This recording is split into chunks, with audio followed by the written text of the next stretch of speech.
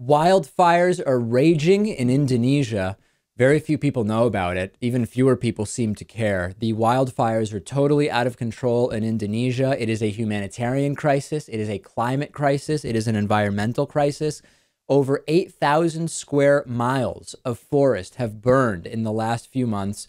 This is more than the land area of New Jersey, as reported by Quartz. The fires continue to burn. They are releasing more greenhouse gases into the atmosphere than all American economic activity, according to a recent report from the World Resources Industry.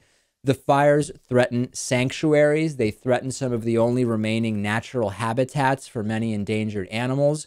Dozens of people have been killed as a result of these fires, and there are hazardous smoke and fumes and all sorts of stuff that is spreading throughout Southeastern Asia. This is not new. Actually, every year during the dry season, huge swaths of forest land throughout the Indonesian countryside are set on fire to clear the way for agricultural use, palm oil, timber plantations, etc.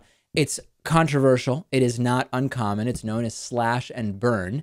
And we aren't hearing about this. And I have a number of ideas as to why. Number one, what is underlying the growth of this problem is that when you do this slash and burn agriculture, you increase you make it easier for wildfires to start and more difficult to put them out. So number one, corporate media would have to connect this to the type of multinational corporatist activity that funds much of corporate media. So that's number one. Number two, it doesn't really drive US ratings, I think, to report on this crisis in Indonesia, particularly since most US corporate media do not have and seem uninterested in sending reporters to the affected area.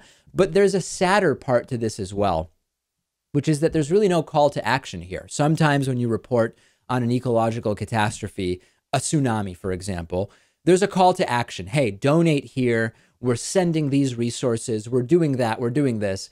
There's really nothing anyone can do to stop what's going on in Indonesia. The consequences are horrible. The implications are disturbing. This is all reinforcing significant feedback loops about climate change, about increased corporate control. A lot of the fires are taking place in areas that have already been partially deforested, which, as I mentioned, makes it easier for the wildfires to stoke themselves and continue growing. That, I think, may be the saddest reality of why we're not hearing about this in American corporate media.